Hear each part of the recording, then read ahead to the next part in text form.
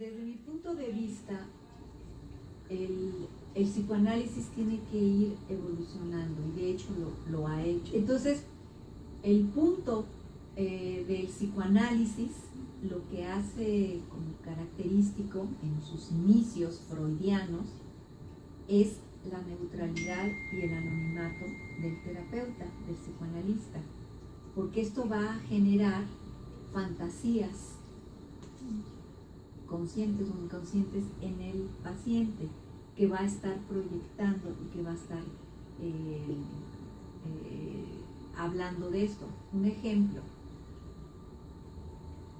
el psicoanalizando, que así se llama la persona, yo soy el psicoanalista y la persona que está en el diván es psicoanalizando, no sabe absolutamente nada de mi vida personal, de mi vida privada.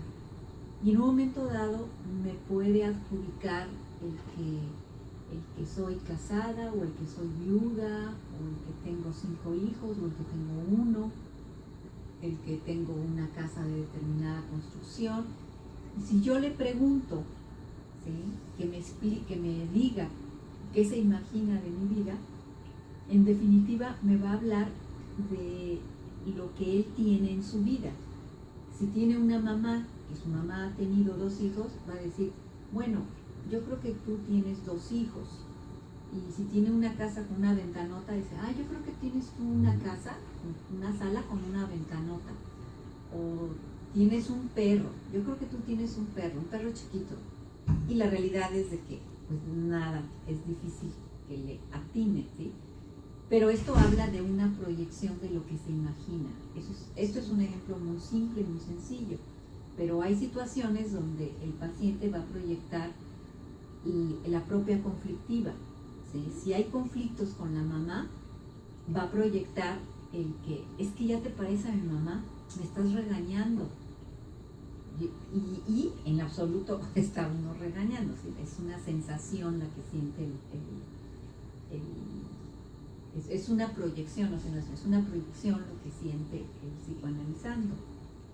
Entonces, esto que les digo es porque la evolución del psicoanálisis ha sido el que el anonimato y la neutralidad evolucione, siendo una herramienta para poder analizar. También eso evoluciona. ¿Por qué? Porque al yo empezar a practicar el psicoanálisis a través del monitor, lo he constatado, porque todavía se genera aún más esta fantasía. Tengo pacientes de Francia, de España, de diferentes partes, obvio, de aquí de California, de México, del país, y claro que no saben nada de mí. O sea, una persona cuando entra al consultorio se va a matizar de mi personalidad por la decoración, por cómo me visto, por todo el contexto Hospital Ángeles. Y entonces su discurso va matizado de toda esta escenografía. A través del monitor, la persona está en su hábitat, o en un café, o en el freeway manejando, y estoy dando terapia, y el paciente se está abriendo muchísimo más y va a proyectar muchísimo más de su conflictiva en mi persona. ¿Por qué es tan importante que la persona proyecte sus conflictos en la persona del psicoanalista, del psicoterapeuta? Porque esto le llamamos transferencia. O sea, en resumen, la transferencia, a la larga, a la corta, es la herramienta que vamos a tener nosotros para hacer que el paciente tenga una nueva experiencia emocional correctora. Esta proyección es ahí donde vamos a ver sus mecanismos de defensa, sus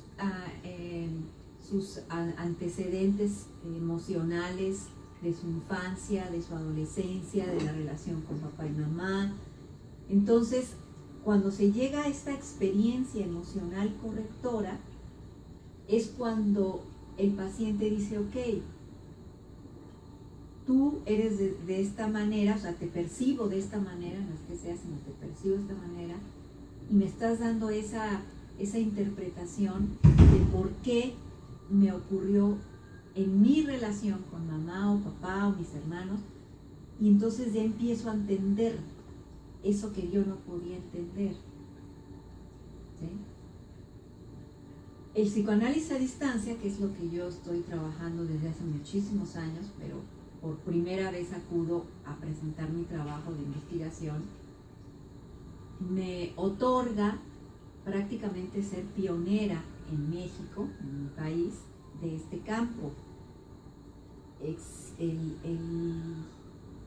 El personaje que no sé si antes, poquito después que yo, hasta tiene un libro, es un doctor chileno, que él ha escrito un libro, pero es lo único que hay. Quizá ahorita ya han transcurrido 2-3 años a partir de que presenté ese trabajo, existe algo más, pero científicamente hablando, nadie ha hablado de la cientificidad, valga la redundancia, del psicoanálisis a distancia. Es decir, muchos psicólogos, psicoterapeutas lo hacen, pero no han dado bases, el por qué sí se debe hacer, ¿sí? Ni siquiera han dado bases el por qué no se debe hacer. Teóricamente nadie ha dado eso, pero a nivel conversaciones entre colegas ha habido cierta crítica en cuanto a decir, pero ¿cómo es posible eso? Si eso es una situación donde se pierde el contacto humano. Para los Gestalt, por ejemplo, es muy importante el contacto humano, ¿sí? Pero en lo psicoanalítico es importante el encuadre terapéutico, el anonimato y la neutralidad. De tal manera que al yo hacer hincapié sobre esta parte del psicoanálisis, hubo polémica en mi conferencia, aunque me felicitaron otras personas, pero hubo polémica porque eso es polémico esto, ¿sí? Realmente no se esperaba que todo el mundo la aceptara como una ley, sino qué bueno que hubo esa polémica, lo sigo estudiando y se sigue estudiando. Desde mi punto de vista, es muchísimo más, se da muchísimo más este encuadre a través del monitor que en un diván.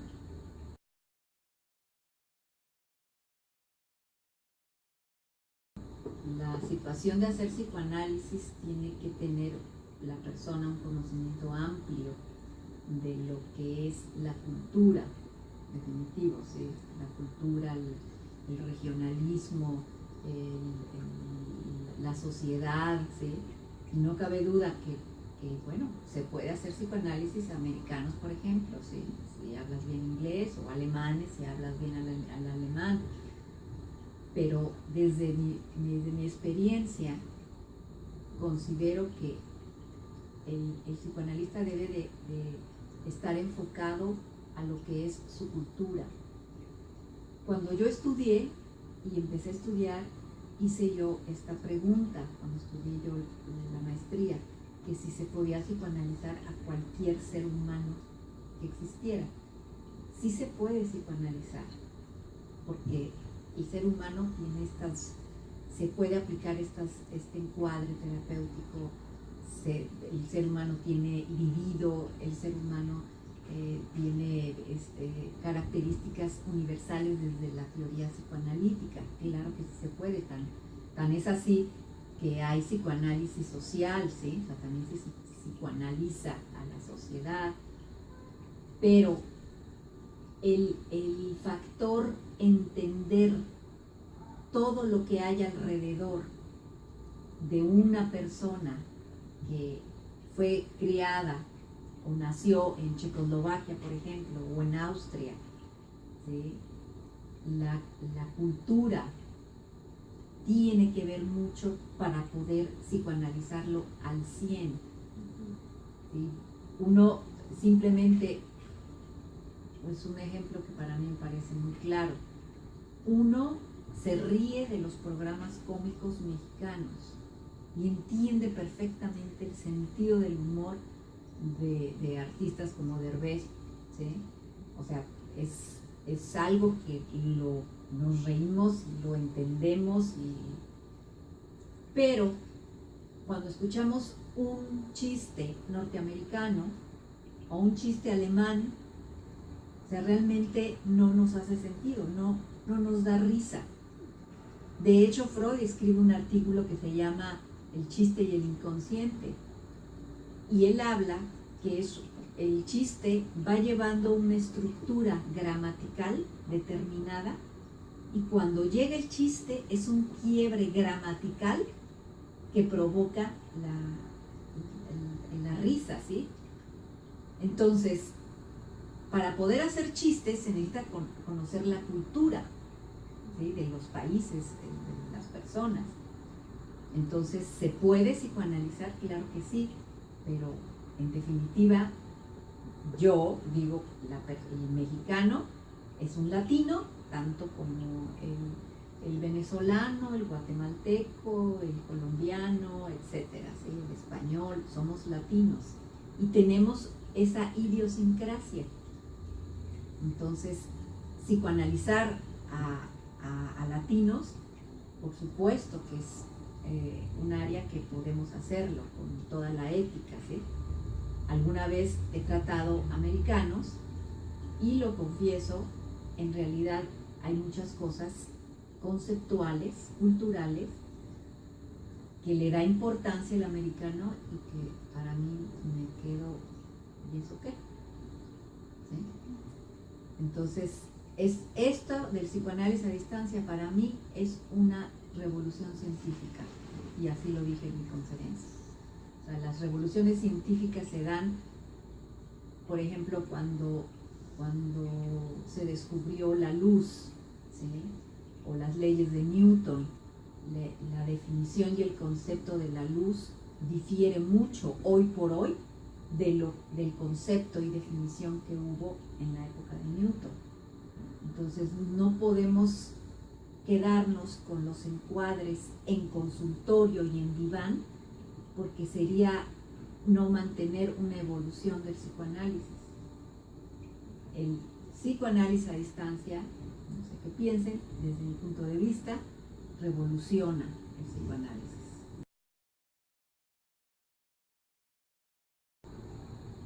El psicoanálisis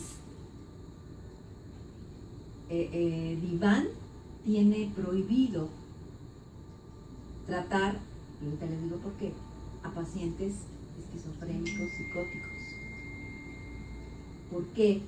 Porque el diván lo que ocasiona es regresión. Es decir, al no ver a la cara a mi terapeuta, tengo mejor concentración y me voy a mi historia infantil.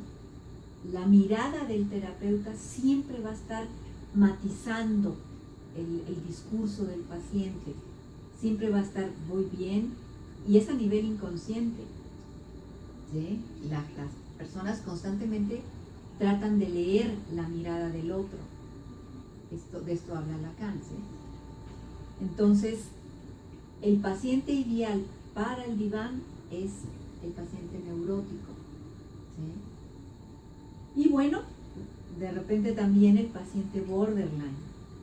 Para fines de enseñanza y entender el concepto de qué trata el psicoanálisis, me refiero a un esquema, para que lo entiendan más fácil, donde el ser humano lo clasificamos en sus formas emocionales y mentales en psicótico, en borderline y en neurótico. El psicótico se ubica totalmente fuera de la realidad, vive en la fantasía. El neurótico vive quejándose de la demás gente, de que es infeliz porque la demás gente no lo comprende, o quejándose de que él es culpable de toda su desgracia y la demás gente es muy buena, muy inteligente y no tiene la culpa de todo lo que le pasa. O sea, este vaivén neurótico, ¿sí? El borderline es el que se va a mantener sin caer en la fantasía y en lo psicótico, en la alucinación, pero en el borderline, por eso se llama borderline. Entra en estado neurótico y en estado prepsicótico, vamos a ponerlo. Entonces, en este sentido, Kember fue el que hace una descripción detallada de lo que es el paciente borderline. Así, paciente borderline, o que también se le llama narcisismo patológico, se le llama fronterizo, se le llama patología del superyo.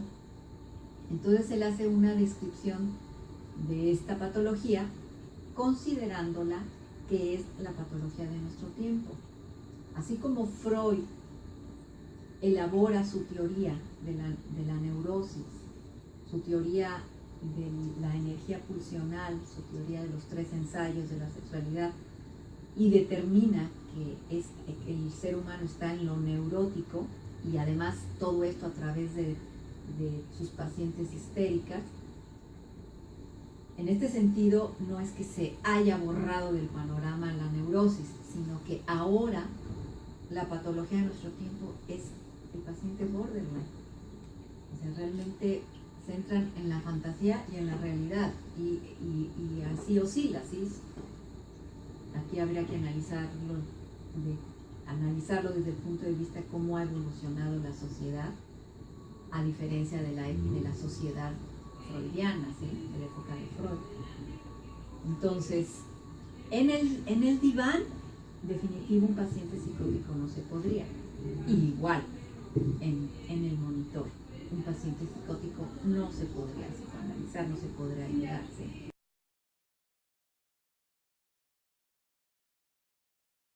El encuadre, la técnica es, por parte del paciente, asociación libre, pensamiento libre, sin clasificar. Actitud del terapeuta es una actitud flotante, donde uno va a captar toda la historia del paciente. Les decía que es como cuando va uno al cine, que salen y platican de rabo a cabo esa película. Y si yo les digo, memoricen la película, ¿cuál memorizar? O sea, no están memorizando, simplemente están en una actitud flotante. O sea, les pregunto, ¿qué diálogos dijo tal actor? ¿Qué diálogos? Y todo lo van a decir. Y además, la escenografía. Ese es el consejo que yo les doy, es que hagan una maestría. Sí. O sea, yo en lo personal tengo la necesidad de enseñar. O sea, no es obligación, tengo necesidad de enseñar. O sea, yo ya tengo 25 años en esto y pues me veo en la necesidad de enseñar. De hecho, los lunes, hoy precisamente, de 8 a 10, supervisamos casos clínicos, ¿sí? Ahí es donde yo les ayudo a los jóvenes psicólogos y damos teoría, damos técnica, pero sobre la marcha, ¿sí? Se va entendiendo lo que es el psicoanálisis. Entonces, si se quieren añadir al grupo, pues están cordialmente invitados, ustedes y los que me están escuchando.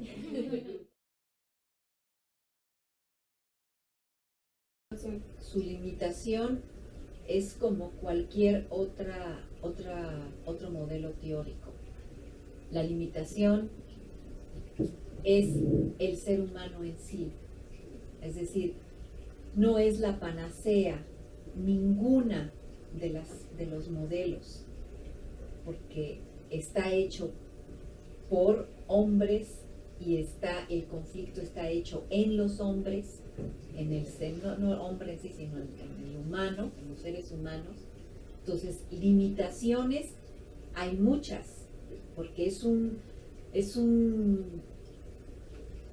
el psicoanálisis se representa por un iceberg. En la parte de arriba está el consciente.